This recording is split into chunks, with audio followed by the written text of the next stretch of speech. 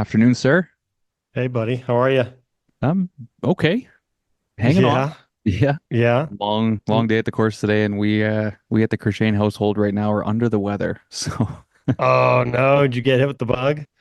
yeah. Well, we just got really bad colds right now. I think it's the changing of the seasons. My son was sick first, and then my wife got sick, and I've been holding on, but I woke up this morning and I was like, oh no. Oh, great day to go out and airify, huh? When you're feeling a little under the weather. Yeah. But sometimes just working hard, working through, it's always good. We had Yeah. Sweat it out.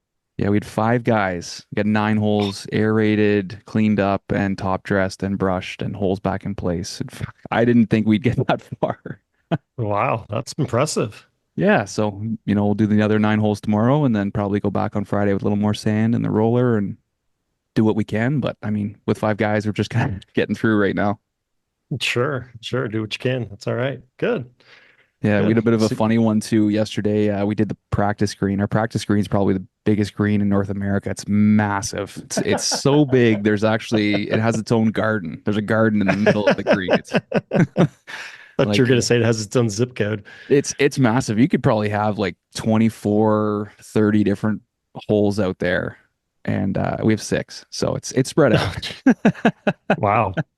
Nice. No, it's so we were doing the practice green yesterday and pitch black. Like the guy's got a little light on the front of the aerator. We all have like our headlights on and stuff. And so we go back to the shop after and the guy's like, well, I need a better light. Like we're gonna have to get a light. If we're gonna do this 2 days strong, we need a better light. So Super goes out and gets this nice light that you can magnet right to the front of the Pro Core. And so we go out. I think he did the first two greens in the dark and we're following him. And we get to the third green we're on.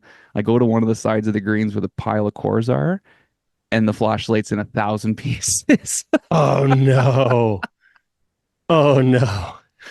And the mechanic yesterday said, I hope he doesn't drop that thing and aerate over it.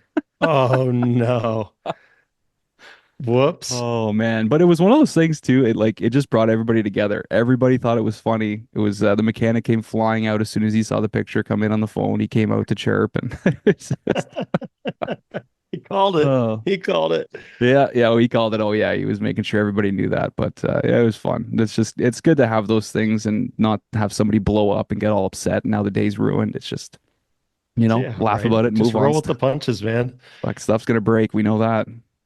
Yeah, absolutely. It happens. Oh, we had one this morning driving around. Guy slid down. He was mowing walk paths. The mower just slid down the hill. It was, it's a wet morning, dew still kind of on the ground, and just got away from him. And he took a little triplex on a walking bridge. And so we had Oh four or five of us just pushing it off the bridge, getting yeah. back up on solid ground so I could keep on trucking. Yeah, Oh yeah. man, Good always way to start something, the eh? day. That's it. That's it. It's always entertainment. It's what makes this industry great. Every day something different, good, bad, or ugly. Yeah, you don't know what you're getting yourself into when you show up at the shop. That's for sure. No, no, that's So you're in it. a hotel right now. Traveling in Philadelphia right now. So doing a little project with the Philadelphia Association. And then also here for the Super Scratch Foundation, which is a new foundation raising money for turfgrass scholarships. It's a really cool event. It was actually started by a member at a club here in Philly. They were talking about some sort of amateur events, and so they decided they were going to pair up a scratch amateur from a club, play with their superintendent, and they're going to play to raise money for turf scholarships. So it's That's awesome. just in yeah, dude, it's unreal. So in 3 years, they've given away six figures in just 3 years. This year alone, I think they're going to raise close to $200,000. Nice. So Nice. it's really just taking off. And I had this conversation with Scott Bordner, who's one of the board members with the foundation. Um, you know, Within the industry, we tend to just hit up our typical sponsors for money, your local distributors and manufacturers and all that kind of stuff. But here it's the clubs and the club members that are really supporting this. Obviously, there's industry sponsors and all that kind of stuff as well, but they're really raising a lot of money just from members. They've got clubs that have added money to their handicap fees, and $10 per player or something coming into the foundation. So they're getting creative in how they're raising money to help solve a big problem in this industry, which is labor. So it's really cool. I'm excited to be here, and the event kind of all kicks off today. There's a small scramble with some sponsors that are paired up with superintendents. Then tonight there's a reception. Darren Bavard's speaking from the USGA. He's going to speak at the reception tonight. And then tomorrow's the main outing at Huntington Valley here in Philly. So I think, I can't remember what he said, 40 teams, I think, Okay. tomorrow. So 80 players. Um, so yeah, it's gonna be a fun day. I'm excited to zip around there. I'll have the camera out, do some interviews, and just Beautiful. kind of tell the story about the foundation, because it really is something that's very unique and is really growing. I mean, they're talking about expansion next year, some really cool things in the works. So yeah, yeah, Philly till tomorrow. So been That's here since awesome. Sunday. Get home on tomorrow night, Thursday night.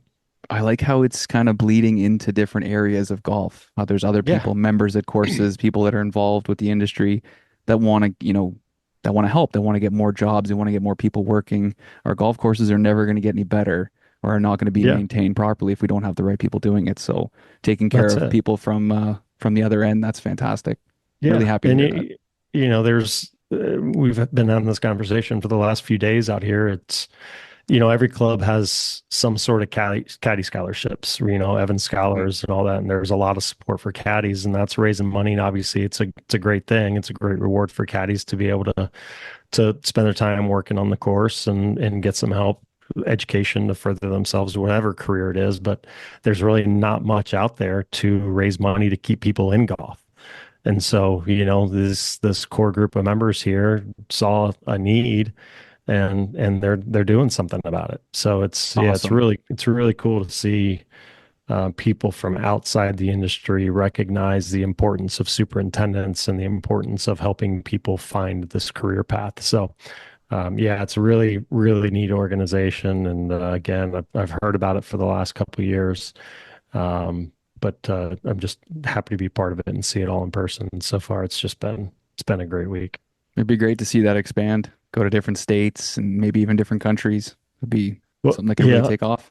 yeah, really could. And the USGA is behind it. And so obviously that carries a lot of weight right there, and Hmm. obviously will help get it in front of just regular people, which is the goal. If every club was doing something where a couple bucks, a year from each member that has a gin handicap or something, and that money comes in to help support student scholarships. I mean, gosh, the good you can do with that Yeah. be Yeah. be And it's just the phenomenal. the awareness too, right? People talking about it and sharing about it. Everybody loves the golf course, so why not have more awareness about, our industry and what we're trying to do? Yeah, exactly, exactly. There we go. There he Hey. is. I was really clicking that for 30 seconds. Going Getting on. technology to work. How are you, man? Good yourself? Doing great. Appreciate you joining us. Yeah, man. Where is Penny not joining us right away? You're gonna bring her in later? What's going on? She's right over here. She's chowing down lunch right now, so Oh yeah, about that Yeah. time. she'll jump up. We'll get her a little video time. She get a Beautiful. nice workout in this morning already.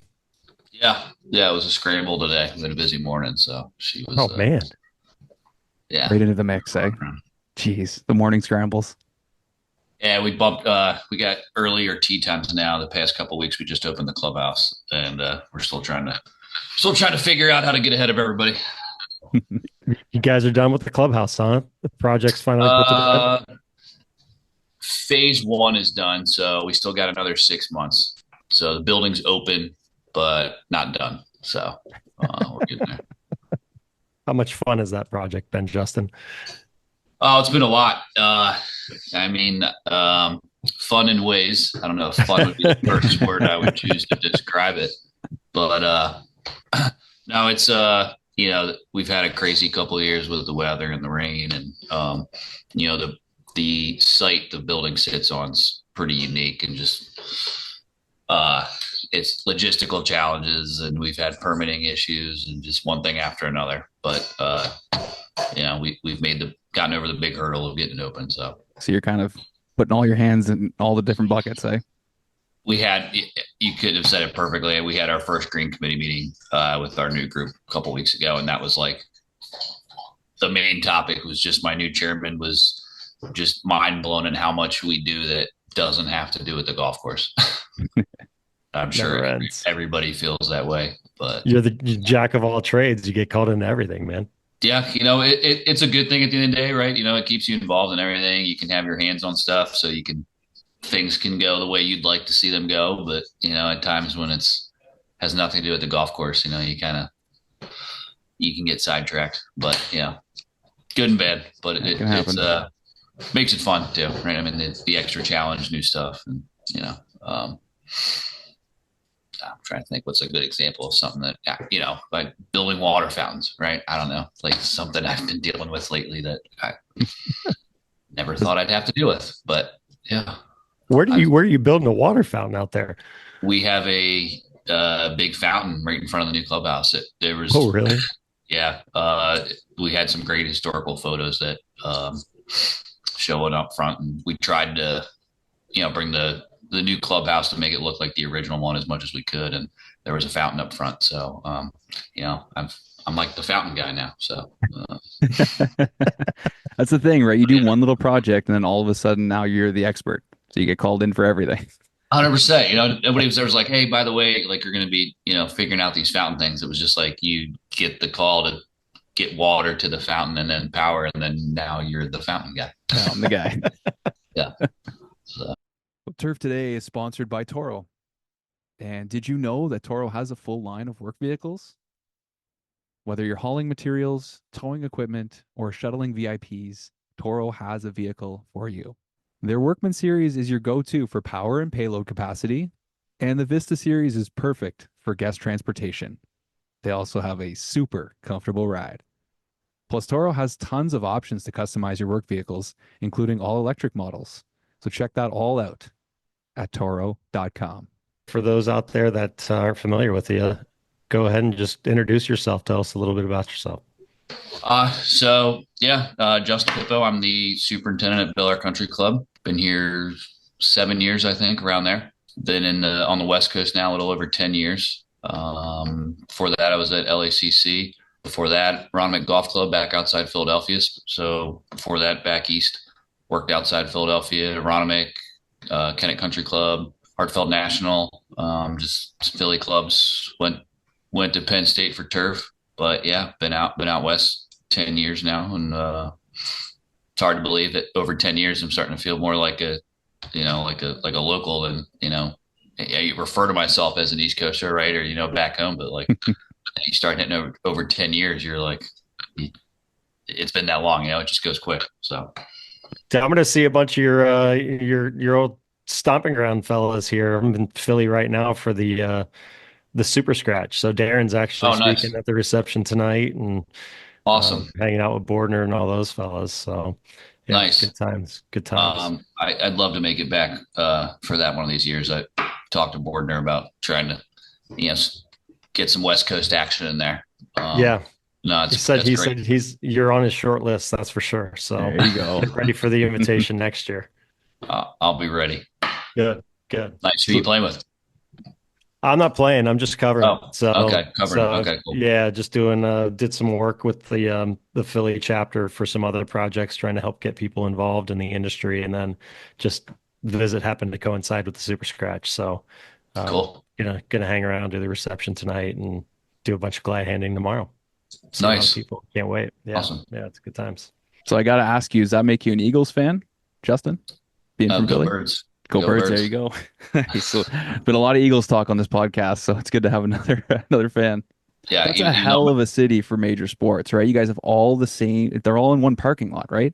There's the link where the Flyers play, the Phillies play, all right there. For sure. I mean, it's been forever. I actually I'm trying to get tickets now. I'll be back in December for for Eagles Carolina.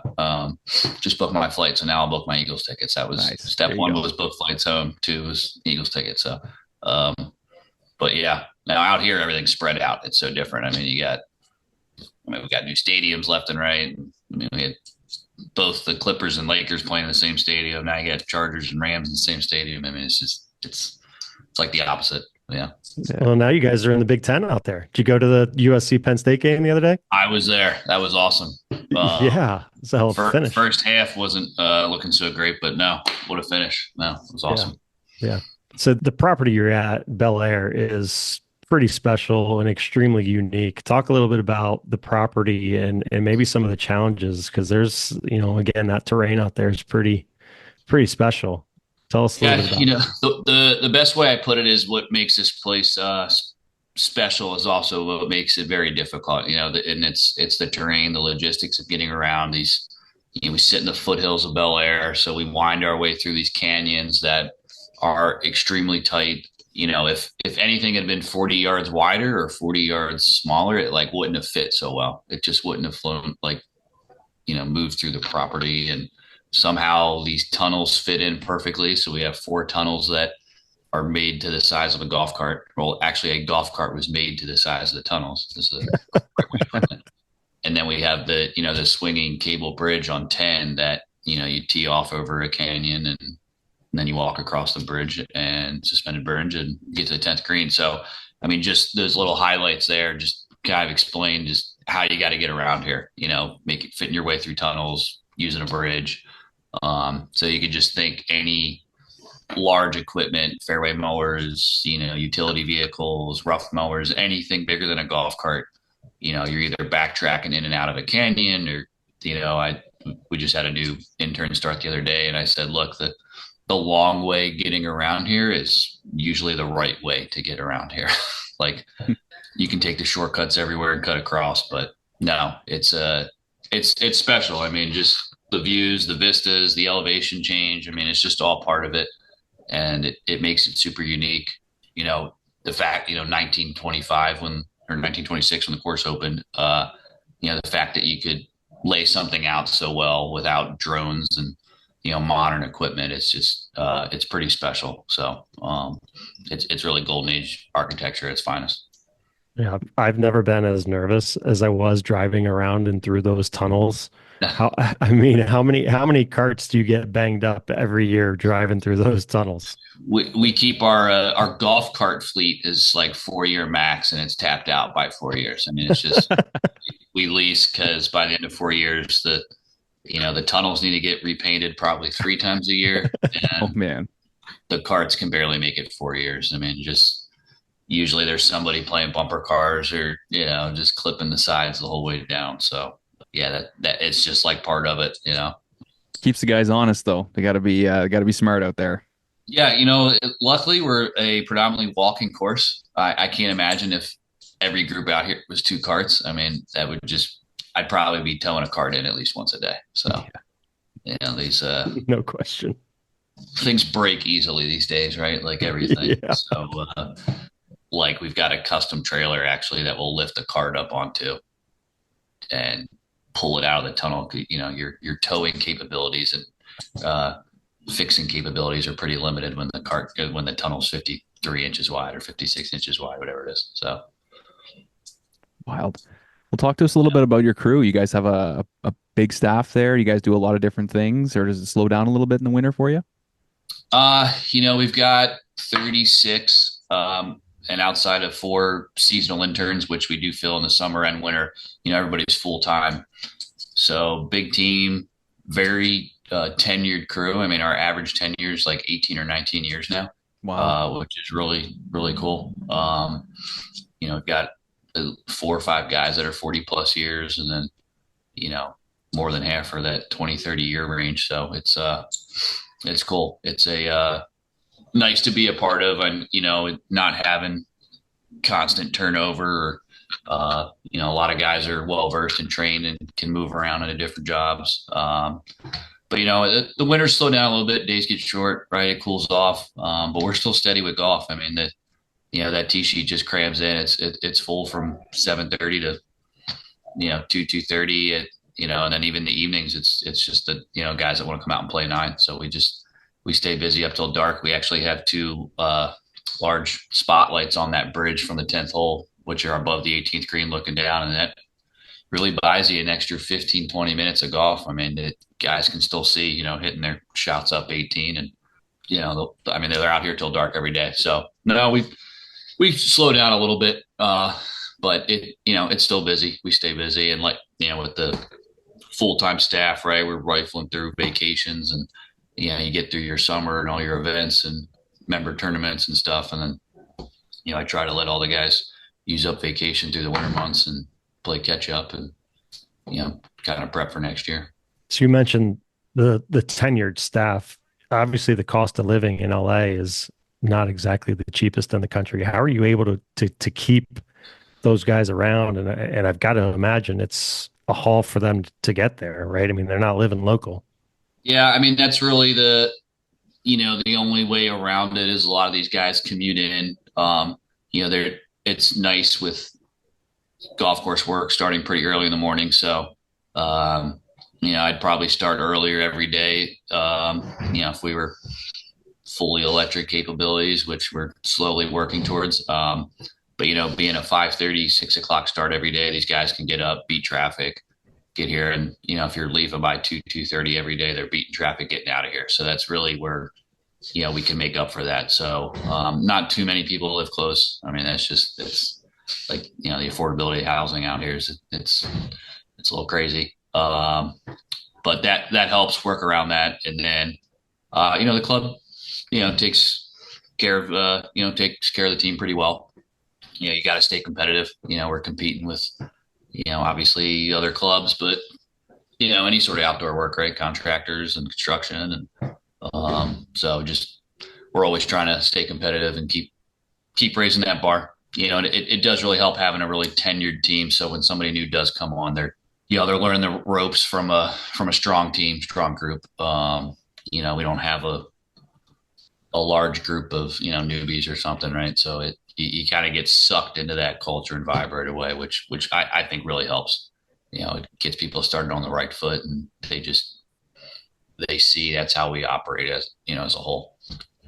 What was that like for you coming into being the superintendent of Bel-Air, having such a tenured staff, people that have been there for so long and used to the same things? And how were you able to kind of break in and become the leader and, run that whole show?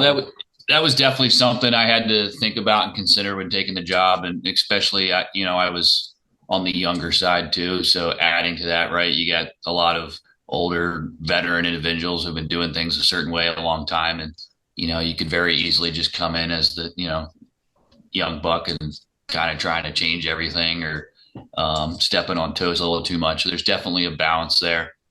Yeah.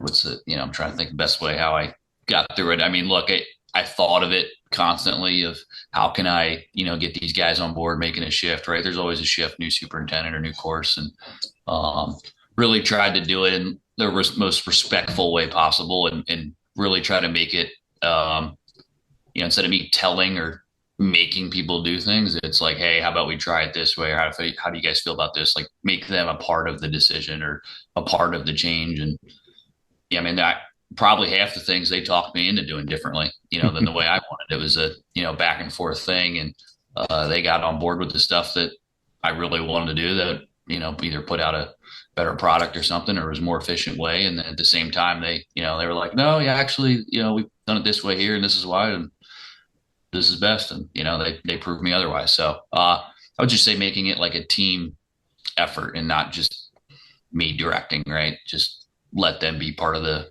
solution and, fixing the problem. So how much of that came from some of the mentors that you had growing up? I mean, you mentioned some of the places where you had worked. Did you really rely on some of the lessons learned from those guys in order to implement that at Bel-Air?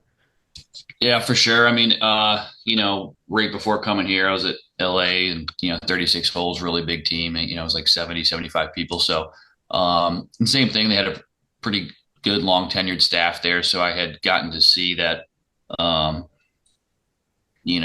it's different than back east with the, that amount of full-time staff, right? I mean, people aren't leaving for the season or coming back or deciding to, jump ship because they've found something different, or maybe they, weren't from the US and they went back home for a couple months. Like there's a, there's always like a little turnover, right? With the seasonal, uh, seasonal staff, or, just courses in the Midwest back East versus out here where it just doesn't stop. So you got all these full-time guys. So there's definitely just like a continued continuity. And, I think going through that, or actually seeing both sides of that, right? I got to see where back East that staff turnover and having to bring new people on every year, every spring, and take advantage of, the guys that did come back and or did stay on through the winter. And, then coming to LA and then having the such a large full-time staff, that was a change. Like wasn't used to that. But you like want to keep it going, right? If you got it, and, rely on the ones that you can rely on the most, and, use them to, their value, like really just help them with training and spreading out your top guys and getting everybody on board together. It's a real new school way of doing things, right? Kind of as a team. You see that a lot more in pro sports and in life now. It's all about the team, right? So you guys got to work together. For sure, right? I mean, I'm sure back in the day things were a lot more cutthroat, right? Like if you didn't pull your weight, like you're out, right? Like Oh yeah. it was simple. It was, school of hard knocks, right? I mean, how many times you heard that? And, Yeah. it just doesn't really work as much this day and age. People don't respond to it.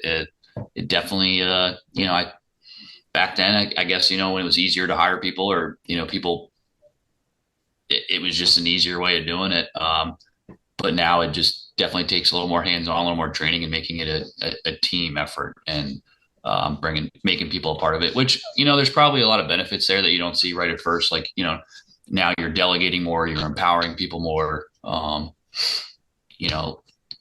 Assistant superintendents these days, I'm sure it's drastically different than how it was 10, 20, 30 years ago, right? I mean, the assistants here are full-time managers, right? They're not cutting cups, watering greens, or spraying greens every day, right? I mean, they're out there managing with me, helping train and move people around, and plan the day and start thinking about the next day, the next week. And yeah.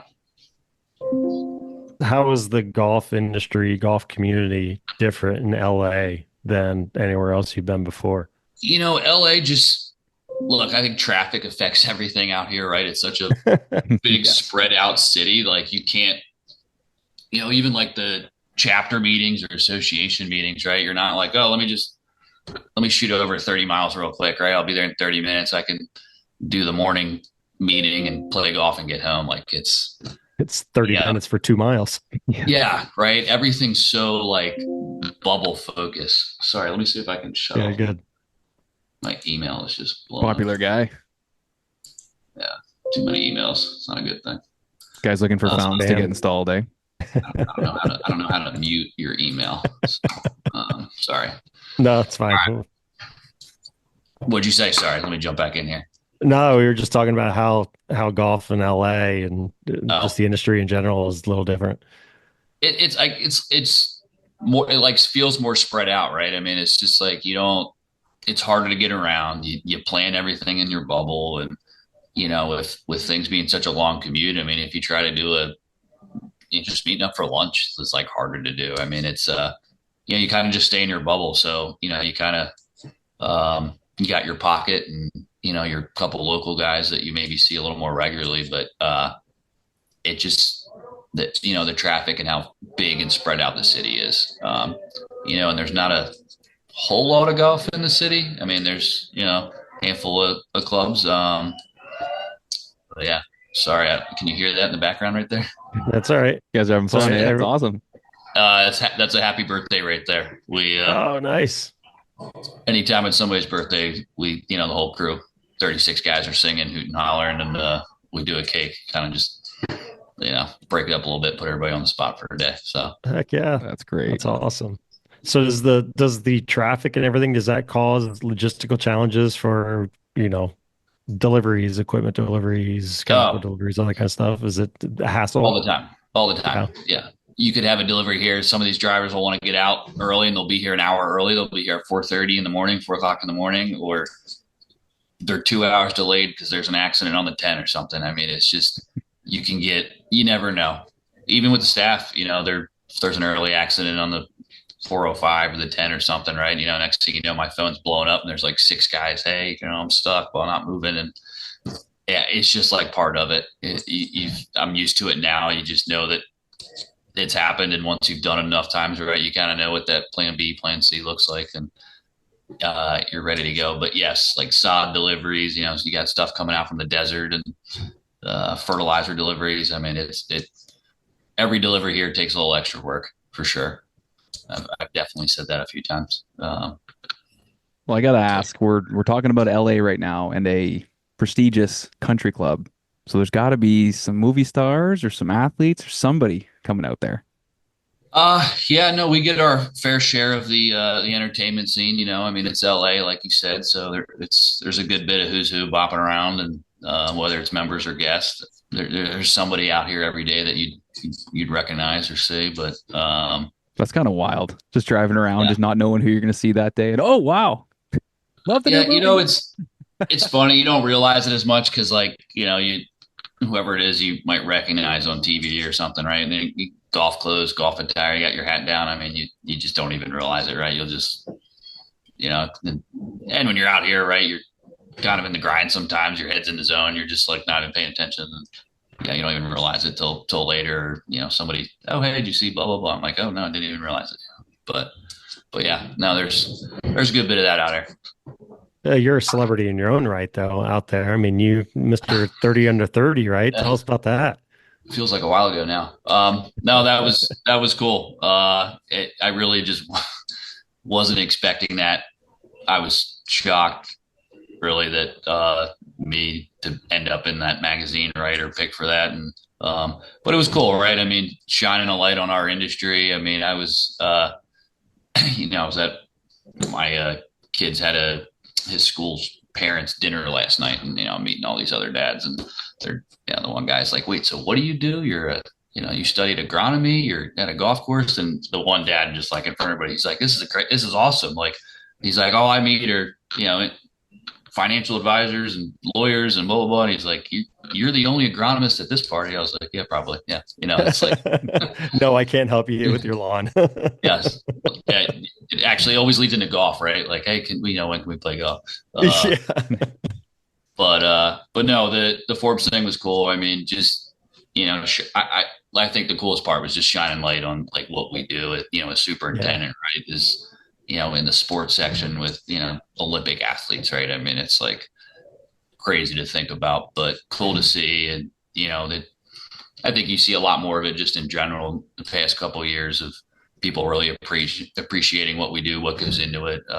People love golf. There's definitely, I mean, golf junkies, diehards, right? I mean, and just people get pretty into it, which it's cool, that people are that supportive and, enjoy seeing it. And I mean, it's, like what you guys are doing right now, a little behind the scenes, shedding some light on stuff, and, people enjoy it. They want to see it. They want to hear about it. A lot of what we do is before anybody's up and out in the dark, right? So, being able to shed a little extra light there and let people see what goes into it, I think is cool.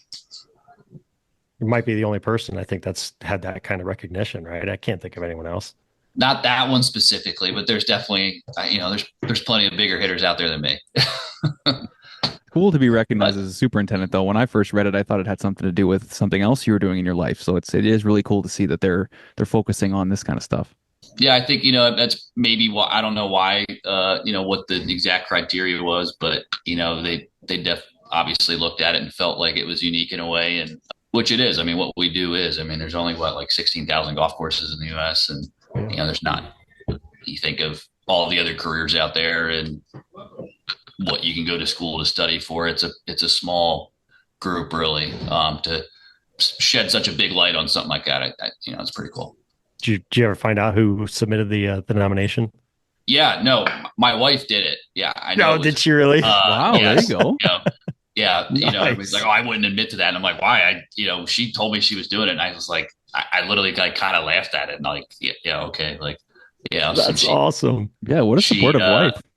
Yeah, no, I thought she was like just kind of nuts for doing it, like whatever, like how many people I can't remember. They said how many submissions they get and whatever, but literally that she did that. And then I had one email and it was like 5 generic questions, like, uh, you know, nothing crazy. And I, filled it out and that was it. And that didn't hear a thing. So I really had just no idea that I was even being, considered really. I mean, I figured the pool was just, I mean, you got literally Olympic athletes in there. And then me, like, I never would have thought that would happen or expect it. So, but yeah, it was cool.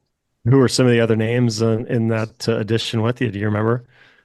Blake, I think Blake Griffin was on that one. Giannis, man, I feel like I should know. It's kind of embarrassing. It's okay. We'll give you a Yeah, pass. yeah, You've been busy. So you guys had what was it, the women's am last year, right? yeah. U.S. Women's Am was last Yep. summer. Yep. You guys have some other stuff coming up and more things on the horizon?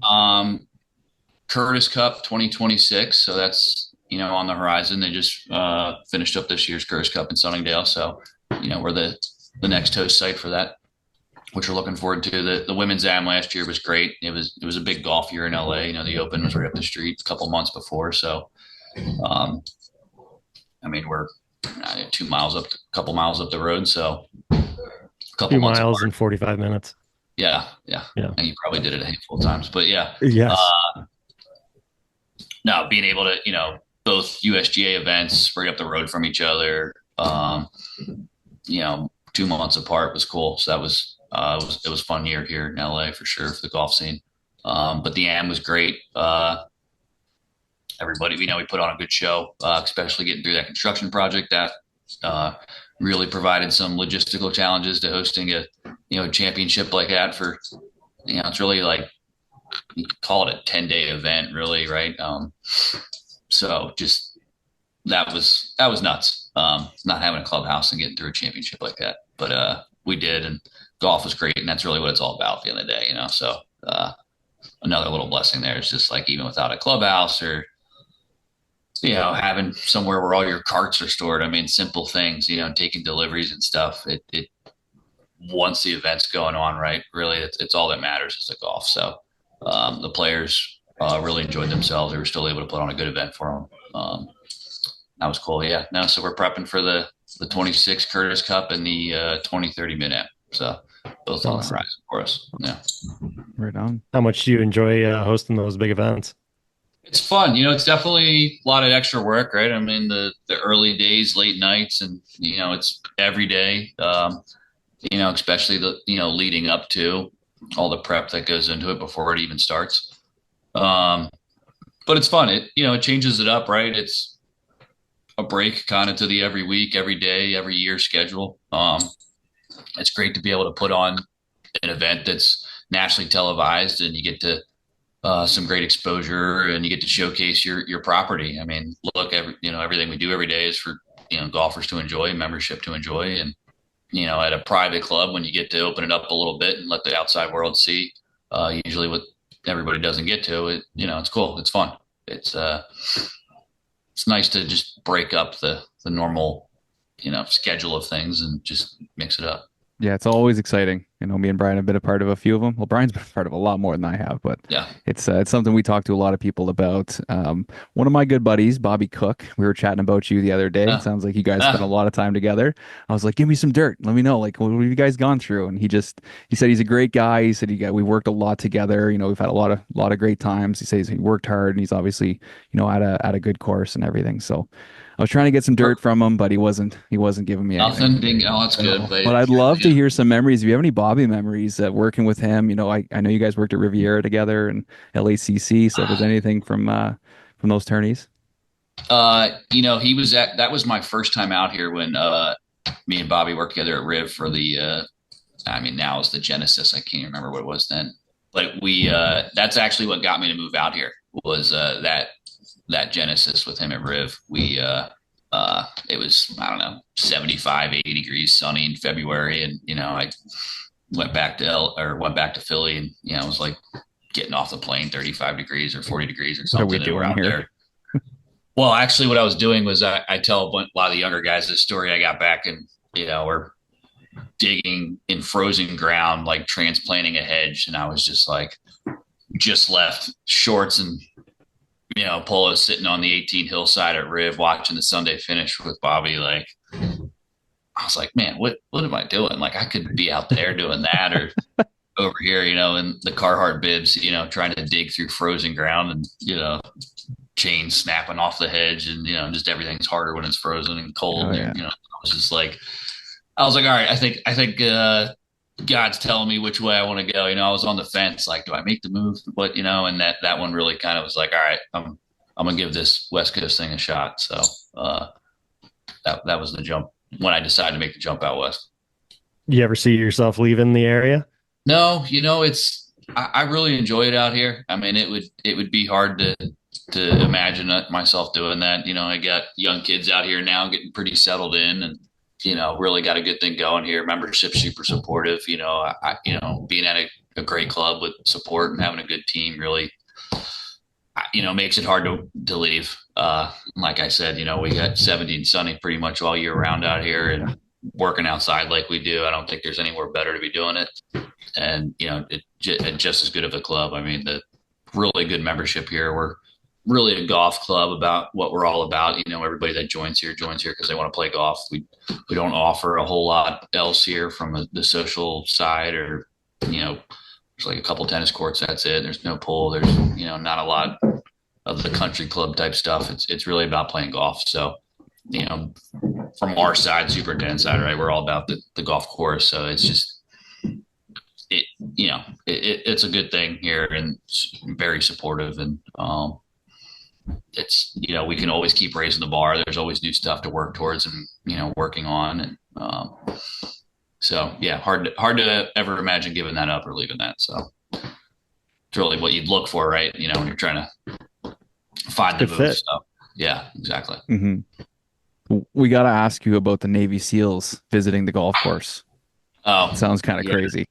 I really just had a guy stop me this morning, said he saw a bunch of videos, social media, some helicopters flying under the bridge and stuff. And I was like, oh yeah. So the member, right? He didn't even know. He's like, he couldn't believe it. No, we do a big fundraiser here the past couple of years, and it's for the Navy SEALs Foundation. They raise a good bit of money, and part of it, they put a little show on with it, and they'll bring helicopters in, and a bunch of these team guys will come up, and they'll get all geared up, ready to go, and they all load up on the helicopters and then do a little show up around the clubhouse. Last year it was like down on our 18th hole, but they jump out full gear, ready to go. I mean, it's, that one guy just like went up above the clubhouse and then dove down on the bridge, which was pretty impressive to see. It's a tight space. Very, if you can imagine. Yeah. So, there's smoke bombs going off and it's really cool. Everybody gets pretty into it and it's a cool thing to support. And, that was Thursday afternoon, finishing work, right? We're out there on the second fairway landing helicopters, and getting all these team guys in. And so it was cool, but it was fun. Awesome. Yeah. You mentioned the cultural fit and, kind of the culture of the club. Was that part of your interview process and you interviewing them as much as them interviewing you to make sure it was the right fit personality wise? I don't think so. I pretty much came into this job really wanting it, right? Once I knew the opportunity was here, I was pretty excited. And, somebody told me a while ago, if you're not willing to take the job, then you shouldn't interview for it, right?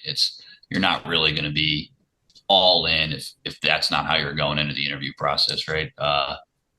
You're not going to sell yourself or, give it 100% if you're not, that's not your starting point. So, definitely, I mean, on my way over here, I want to do everything I could to make sure I was, top candidate and get the job offer. And luckily I did. So it all worked out, but I knew it was a great club. Obviously just being up the road for 5 years before that, I knew I had a lot of connections and new people over here. And so I felt like I had a pretty good feeling about what I was looking at and what I'd be signing on for. And, there's never any guarantees or, you want to give it your best foot forward and, it worked out. So. Yeah, definitely seems like it's working out for you, man. And you mentioned two young kids or three young kids? Yeah, I got two young kids, 3-year-old and a 10-month-old. Yeah, two boys. Oh, wow. That's exciting. Yeah. So how do you find time to sort of share between, your family and the golf course and your turf staff? Because it's a big gig. You got a lot of people working for you and a lot of Yep. expectations. It's definitely a tough part of the job is finding the balance there. I a handful of times on the weekends I'll be out here with the older ones, so it's really cool to be, at a job work where you can bring your kid to work with you sometimes. He loves it. As soon as he hits legal working age in California, he'll be here even more. Yeah.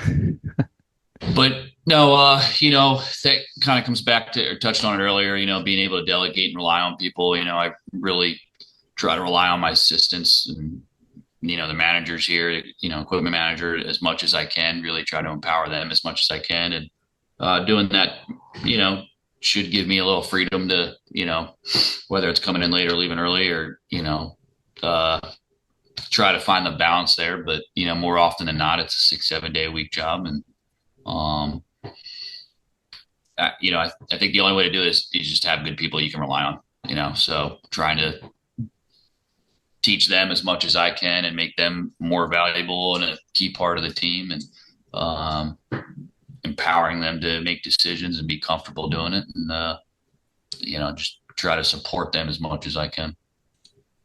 I know one of those people recently left. I know Lauren just recently took another job. I mean, how do you go about training and preparing your assistants in order to become great future superintendents? The way I look at it is like I want them to look at everything like I do. Like their set of eyes is like my set of eyes. So trying to just over communicate like everything that, I'm seeing and looking for and helping create, weekly objectives, monthly objectives, and, always reevaluating the priority list. I guess it's like in one approach, very hands on, but the next, you try to like take a step back and let them run with it. So you just keep feeding off that energy and, what I'm looking for and, what the expectations are each day. And, that changes every day, right? I mean, the expectations on December 2nd is different than June 2nd. So just teaching that, explaining that, and pointing out those things and helping reprioritize and show them the importance of, my weekly objectives or monthly objectives and same, also letting them be a part of it. Right. And then, bring that to the table and just creating that team environment, letting them work with it. And it just starts to become kind of like a wholesome thing. And they're invested in it as equally as much as I am. Now it was great to see Lauren move on earlier this year. She got a good job up in Santa Barbara. She's been doing really well, but I think just creating that environment and culture and vibe and letting those people step up and learn and be able to, kind of prove themselves, giving them a little rope, giving them responsibility and, empowering them to do that, be able to do that. It sounds like a lot of fun. Sounds like a fun place to work. And the fact that, you have confidence in people and people can make mistakes and learn, like that's what you want, right? You talked about having different interns that come in throughout the Yep. year. So what are you looking for? What are some of the characteristics in some of these young folks or just people basically coming into the industry, looking for a job? So yeah, we do 4 guys in the winter, 4 guys in the summer, and it's kind of a shift in the group, right? Usually guys on their summer internships are in college still, right? They're at universities, they get their summer internships in between semesters. In the winter, we'll do seasonal guys that come from portions of Midwest, Northeast, kind of come from all over, Chicago, Philly, Ohio. And really, I'm looking for people just with a good attitude, really. Experience isn't something I prioritize. If somebody's either 1 year or a couple of years in, I feel like it's our job as managers to teach and build. If everybody did everything exactly how you wanted, then you wouldn't need managers. Nice little quote somebody said to me, and I felt like kind of put it perfectly. But no, I look for guys that just want to be here, that they're excited about it. They're invested, they're interested, they want to learn, and then we take it from there. So really, any level of experience, I'm willing to bring somebody on and work with them. I think it's actually a benefit too to having like a mix there, especially when you have a big program. Yeah, work ethic's hard to teach, right? But if you can just get good people that are interested, and then you got a good group that, once again, you get four guys that are all interested, young, and having fun with it, enjoying it. The whole group learns and gets better. And I can't tell you how many days, there's all four guys are sitting here in a couch in my office at the end of the day, just asking me questions, going over stuff. And, it's, it makes it fun for them. They're all learning, at any part of it. How challenging is it to get guys out there? It's not too bad. We've got on-site housing that, I mean, if we didn't have that, I'm sure it'd be extremely difficult. Being able to supply housing in the middle of LA goes a long way. But no, we do a good job of attracting quite a few applicants. I'm trying to work through the list right now, doing interviews for next summer. And I've been really impressed the past couple of years, how many people we've had interested. And, I think a lot of that has to do with having a history of a good program. I really try to make sure that everybody leaves here better than they got here. I tell everybody that. I try to stick to that. So no matter what stage they come in here at, kind of try to identify a couple things that they think are important to them, that they want to experience or learn, something they haven't done before, just something they feel like they need to build on. And then also, our part of where we think they need to improve and try to build on it. And just really want everybody to leave here having a good experience and being able to continue on with their career.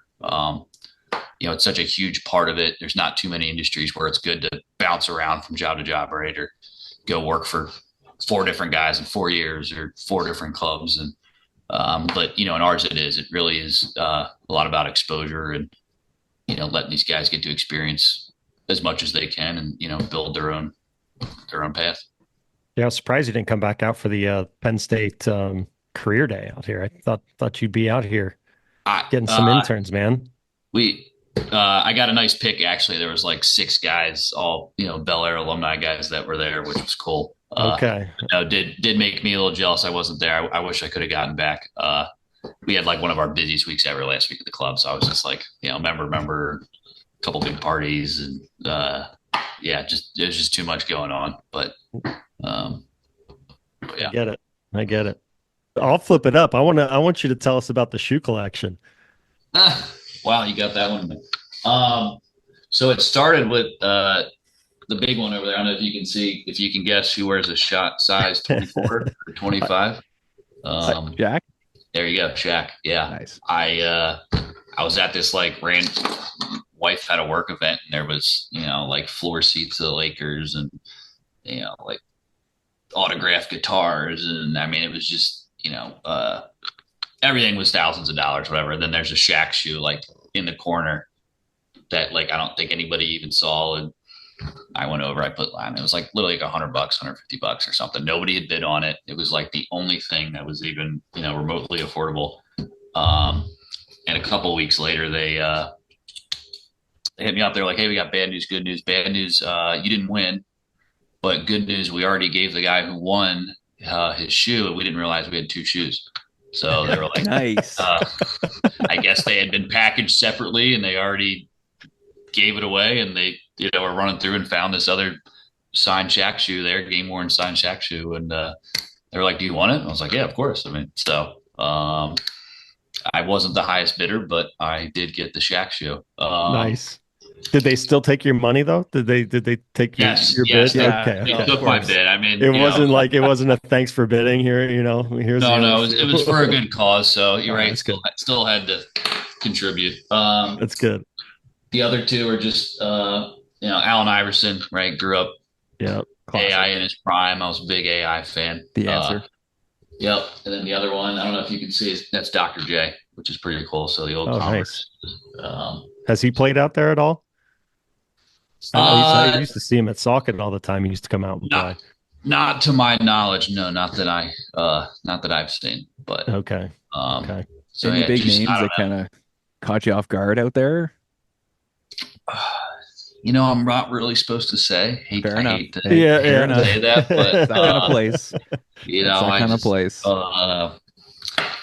Probably wouldn't be too fond of me on a podcast throwing names around. So fair enough. You're not allowed to tell those stories, and you're also not allowed to give away. TRW's already laid the law down. I'm not allowed to give away the dinner spot or anything like that. So we can't have any of that Okay. conversation All in right. there. He Yeah, doesn't want us to give that's a away any secrets. that's a quiet spot. It's supposed to stay that way. So, That's right. That's right.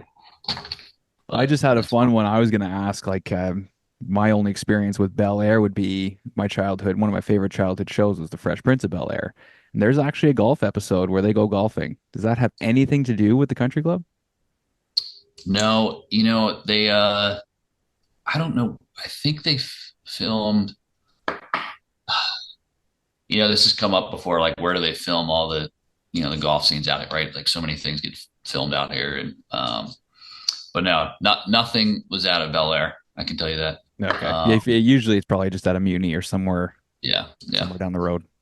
So I've done it with some other stories, especially last year when I was out there. But you've got a, special bond within the industry with your stepfather.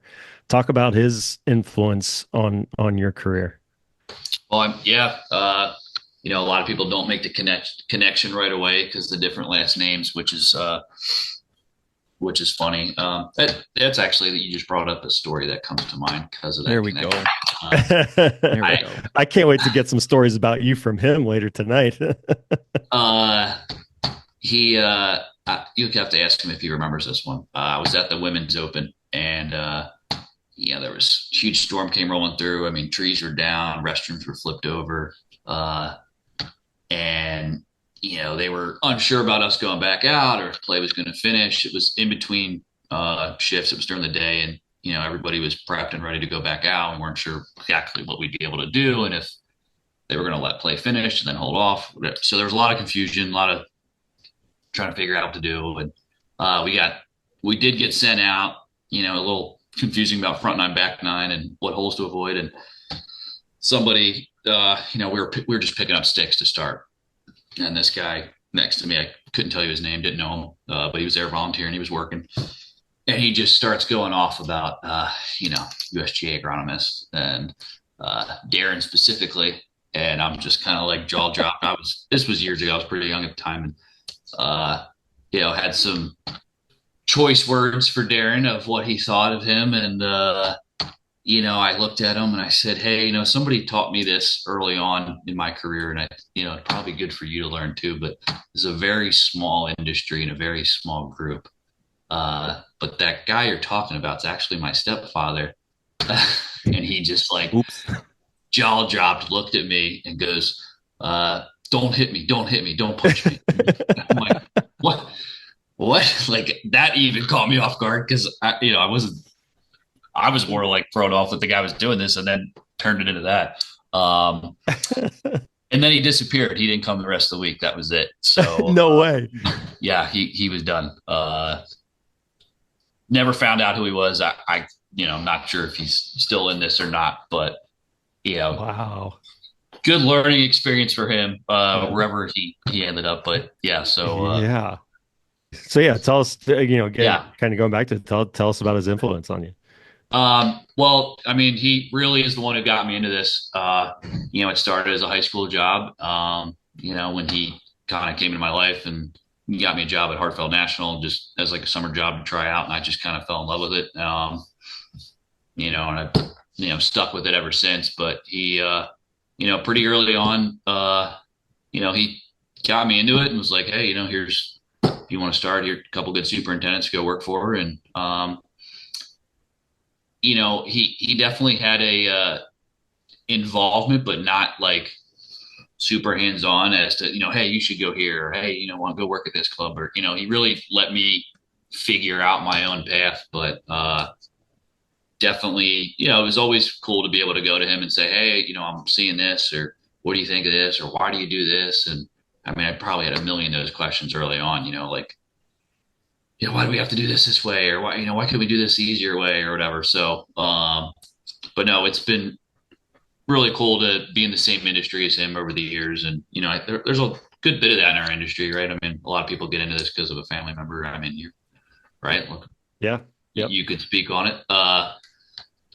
And then, fast forward a couple of years, we end up out here and, we got to work I mean, I volunteered at obviously the Women's Open. We did it with him. But I've been at a handful of tournaments just volunteering with him. And then what was really cool at LA during the 2017 Walker Cup. At the time, I was the North Course superintendent, and he was also he went from being a regional agronomist to the championship agronomist, and then being able to work the same event, kind of in our own career paths, in the same industry, and end up, the 2 o'clock meeting, right, where everybody sits down and meets, and the both of us are sitting there at the table, right? It's that was really cool. To him kind of be doing his thing and me doing mine, and then on opposite coasts, and then, 10 years later, basically end up in the same room in Los Angeles, right, at the Walker Cup was just really cool to be a part of that. I really enjoyed it. I know he was, proud to, have such an impact early on to getting into this career, and then, to end up at that point was just kind of like, special, right? I mean, just never would have expected our paths would cross like that down the road. So that's awesome. Would you guys work, what, 2 events together then? Yeah, Walker Cup, and then he, jumped on doing the Women's Am last summer, obviously. So yeah, that was we had fun with that one as well. You guys get into any heated debates at all during some of those meetings or anything? No, what's funny is we actually like see eye to eye on like a lot of stuff. I mean, like really with watering or rolling or mowing or whatever practices I want to do, or if there's something, they wanted to see done, I, was always on board with it. No, we've actually, so far, right.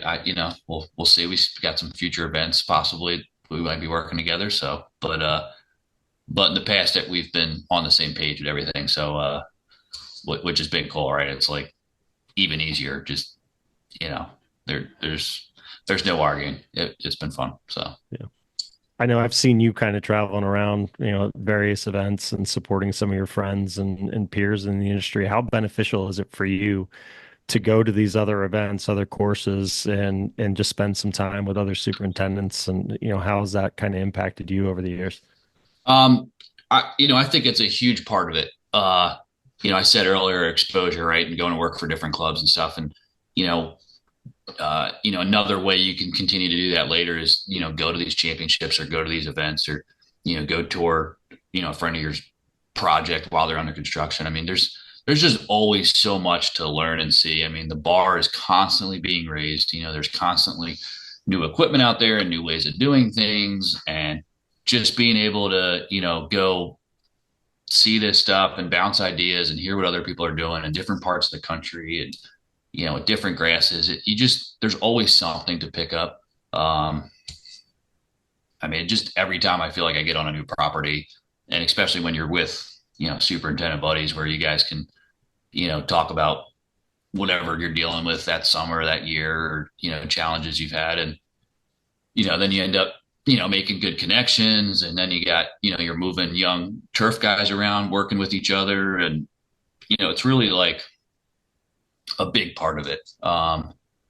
It makes work fun too at the same time, right? You're like, I mean, you're with your buddies and you're technically working, but you're also like not. I mean, that's once again something that not a lot of people can do in their careers, where work is with your buddies, right? I mean, it's just so it's like almost not work at a lot of times. We do really have that special bond, which is really cool, and it's kind of something that's just for us, right? The other Yeah. special bond we got to talk about before we let you go is between man and turf dog. Tell us a little bit about Penny. Penny has become quite the turf dog here. She is very popular at the club. I mean, more often than not, people are driving by me and Penny, and it's, "Hey, Penny," Hey guys. or Penny's, everybody's running up and giving her some, nice pets and, playing with her. There's a handful of people here that, they come here and grab their coffee and they throw a couple pieces of bacon in their golf bag, and then they're out because they know at some point Penny will find them. But no, she's been coming here with me since the day I got her. And, she had a little blow up on social media for a little while. A couple people helped you know, get her some social exposure, and she kind of blew up a little bit. And then, a lot of people got a kick out of it. And, she's become quite the turf dog, but she is very well liked around here. She's very much a part of the club. She'll hang out in the golf shop, and too often than not, I got to go grab her from somebody that decided to bring her into the girl room, or she'll be sitting there having breakfast or something. So, she'll hop up on the bar stool behind the desk in the pro shop and just sit there with the guys, and everybody walks in, and she's very well behaved, and she'll just be sitting there hanging out. So That's awesome. yeah, she's a little part of the place. Yeah, she's more than a turf dog. She goes everywhere with you, right? I mean, she never leaves your side. Yeah, I bring her pretty much everywhere. Yeah. It's LA is very dog friendly. It's funny. I don't know that everywhere in the country is like that, but I mean, out here people are pretty welcoming at restaurants and wherever you're at. Golden Doodle, and there's no dog hair, right? So it's easy to bring her around, and she's pretty friendly with everybody. Loves people. I mean, I've brought her to a dog park, and she like has zero interest. Like, I'm here for the people. Literally, she wants to just go, say hi to everybody working at the dog park, not anybody who's actually there. For the dog, sorry, but yeah. That's cool. That's cool. Well, I guess last question, what advice would you have for young people trying to find their way into this industry? I really try to tell a lot of the young guys coming through now, one, expose yourself to as much as you can, build relationships, volunteer tournaments, don't be afraid to put in the hard work. I think, there's a good balance of, work-life balance, but also, being committed to your work and putting, the amount in to, maybe get what you expect, or if you want to reach a certain level, it does take a lot of work. It is a 6-7 day a week job. And, there's definitely a balance to that, but, don't be afraid to give it your all. I mean, I always quote The Rock. He always says, be the hardest working one in the room. And, there's always somebody out there who's willing to do that. So if you really want to compete and, expose yourself and, be successful in the industry, you got to do that to some effect. So, I really try to push guys to, learn as much as you can. I mean, you can do it and, make it fun. Like we were saying, I mean, you're, Yep. bopping around, going to courses, going to tournaments. Like, yeah, you're getting up at 4:30 in the morning, but if you're doing it with your buddies, who cares? Right. I mean, you're working 9 days in a row, but you're with your buddies, who cares? Right. I mean, you can still have a beer and talk about it, enjoy it at the end of the day, and get up and do it again. So, there's a fun side to it. And that's part of it. It doesn't have to be just, grind work, but I think you can do that, enjoy it, and still, be successful and, make a run for it. Very well said. We do have a lot of younger people that listen to the show. So any advice that we have from superintendents and people that have kind of worked their way up like yourself, it always helps. So from us to you, man, we really appreciate you coming on today, and, hope that you guys have a good winter. And I don't know, are we going to get to see you in San Diego? Yeah, for sure. I'll definitely be down there. It's really too close not to attend. That's a close one for you. But yeah, I'll definitely be down there. Be good to see you guys. But no, thanks for having me on. Really appreciate it. Glad we get to do this and enjoyed it. Thanks for coming on, man. Yeah, look forward to seeing you hopefully sometime soon. Hopefully sometime before San Diego. Where are you heading after this? I have no idea, man. I don't know. Going back home? Are you going back home? I'll go home I'm going home Thursday. I'll be home till Sunday. Then I'm going back down to Texas. Rich and I are going to be crossing paths. He's coming up here for Muirfield Day, and I'm going to be in Dallas. I'm flying in Sunday. That's why I was asking. Oh, man. Damn it.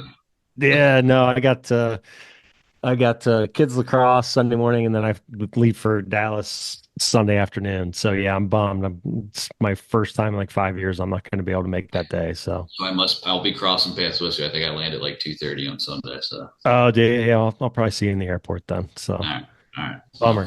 Well, I'll get out to LA, see you out there, Awesome. and bother you out there. So Sounds good. You're welcome anytime. awesome. Appreciate it, man. Great to see you. Good to have you guys. Yeah, thanks Thank a lot, you. Justin. All right, This was take great. care, Justin. We'll see you, man. Justin's a great guy. Got some great experience. Very professional, very polished, obviously, and just I kind of had a feeling he wouldn't be able to tell too many stories about celebrities and Yeah, all that kind of stuff. I mean, it's it's understandable. yeah, it's one of those places where it's, they try to be low key and let that be their haven to kind of get away from everything. So, Hmm. but yeah, I mean, he's had some very famous Greens chairman. He's got some very famous neighbors there.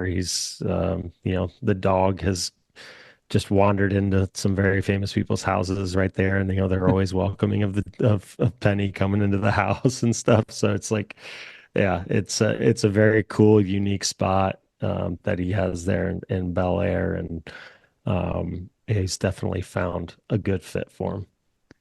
The culture that he's built at that shop and at that golf course, like that's the kind of guy you want to go work for. You're Yeah, gonna have, put in that many hours, work hard, support your staff.